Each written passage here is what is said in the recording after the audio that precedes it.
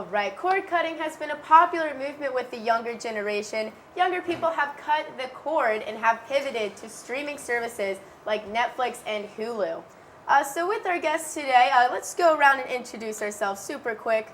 I'm Brad Murray, and I'm a fourth year. My name's Kelsey. I'm a third year. My name is Brandon. I'm a third year as well. My name's Kayleen. I'm also a third year. Great. So how many of you still have or pay for cable? I have cable. I do not. This is my first year without it. I actually hate not having cable because at least when you have cable, you can turn the TV on and you don't even have to go on the Xbox and find the streaming service. You just have the TV on, turn the news on, just like have a filler. And it's just easier that way. But I might be the only person that believes that. I hate not having cable. Oh, well, we'll find out for you. I still live in one of the residence halls, so I have cable just because of that. But it is nice to be able to just turn on the news or turn on sports and not have to search for it. Yeah, so Brandon touched on this a little bit. So do you guys think that there's any value in having cable at all, or is it completely pointless with the advent of streaming services? Last year I did not have cable, and I got pretty bored really fast. You know, with my PlayStation and all that, I still ran out of things to watch. So this year I do have cable, and I find myself more entertained. So. My roommate and I actually just got rid of cable because it became so expensive, but I'm perfectly fine with streaming just like off Netflix or Hulu. Yeah, I mean, I'm a big streamer too, but I feel like just having CNN on, for example, I don't watch the news anymore because I can't, there's no app on the Xbox for CNN at least that I know of, so I'm less informed as a result of no cable. I agree. I think for live events, it is easier to have cable, so things like news or sports. But other than that, I think most of the TV shows or movies that I watch, I do stream. So how often in your daily lives do you really wish you had cable? So for example, the Olympics is on right now, so that's something that you would have to watch on cable. However, when it's off season, how often do you really need cable? For me, I'm a big sports watcher, so I feel like I need it all the time, especially like during college football season, NFL. I know there's some streaming services for that stuff, but it's nice to just flip through the channels to find all the games. So for me, it's a big deal. For me, I would say I watch a lot of reality TV, so I can just get it on the internet from just like searching abc.com and like list of shows like The Bachelor. I can just watch it the day after it premieres. But is that on your computer? That is on my computer. Yeah, that's the thing. So you have to have the HDMI cord or you have to buy Apple TV, right? Well, we actually do have an Apple TV, but I have absolutely no idea how to use it, so it kind of just sits in our living room. But I'm perfectly fine just watching it on my computer because it's usually just me watching it anyway. Yeah, see, that's the main issue I have, just that it's so difficult unless you have Apple TV or an HDMI cord to, watch it with other people. So it's a hassle not having it. Yeah. But I mean, also League Pass for NBA, they have like MLB also. Every sports network has its own app for streaming services, so that kind of alleviates the sports concern in a way.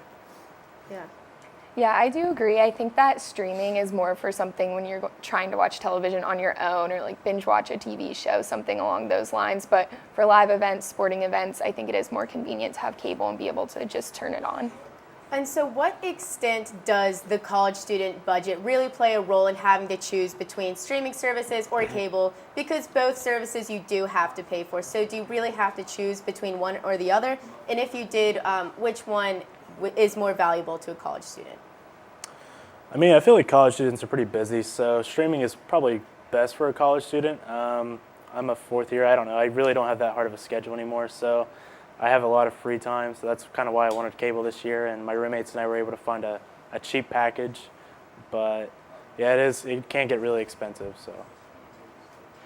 So I watch a lot of Netflix, and so Netflix you can have like 5 users I think on the account. So like my dad actually still pays for it, and my sisters and I just share it no matter like where we are. We're all at different universities. So I feel like that's beneficial because I get it for free, and so I can watch what I want in my small free time because I don't watch cable a lot anyway just because I don't have the time. I think cable prices actually are not that expensive, not that much more than Wi-Fi. But I sort of wanted to be, I hear about all these people that they cut the cord, like they cut their umbilical cord and they don't have any cable at all. And I wanted to give it a go, and it didn't work out for me. So. Yeah. Cutting the umbilical cord does do that. Exactly.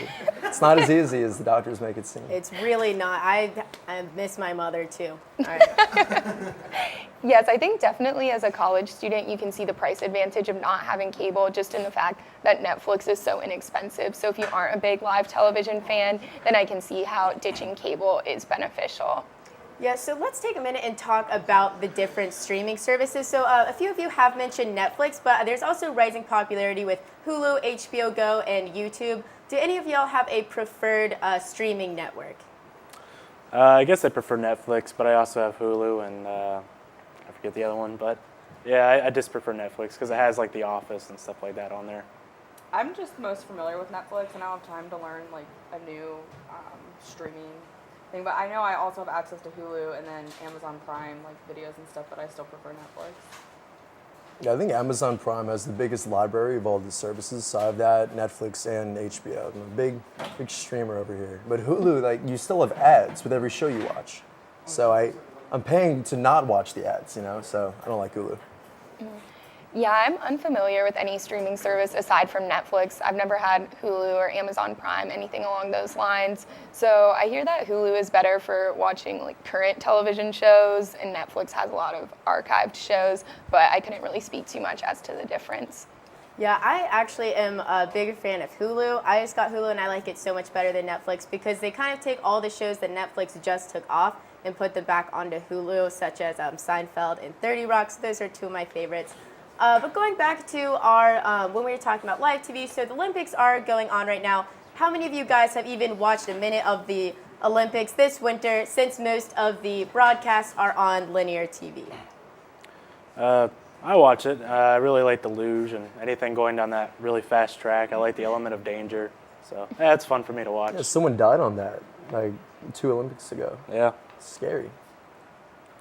makes it entertaining. Not that somebody died. But Yeah, well, that's not something that would be streamed. And then, so our final question, wrapping up, what role do you think social media has played in the decline of cable viewership numbers? I feel like social media, just with the younger crowd that's like doing more of the streaming services now, it's just been like I've just been more attracted to it because I know a younger crowd is investing their time, their free time into those streaming services, mostly because they're cheaper. Yeah, I mean, I heard about everyone going off cable through social media as one of the big things. You know, it's a big trend of the past year or so. So, I mean, yeah, I think it has had a pretty big influence. I think you also mentioned earlier how you're not able to turn on CNN or get news that way either. I think social media plays into that quite a bit because it's pretty easy to just go on Twitter or go on Facebook and find news that way as opposed to watching a 60-minute newscast. Yeah. Exactly, yeah, it's indirectly changing the way we consume news. It really is, which is a whole different topic. But I'd like to thank my panelists so much for talking to us today about cutting the cord, and not your umbilical cord, but your cable cord. So thank you guys so much for coming out today.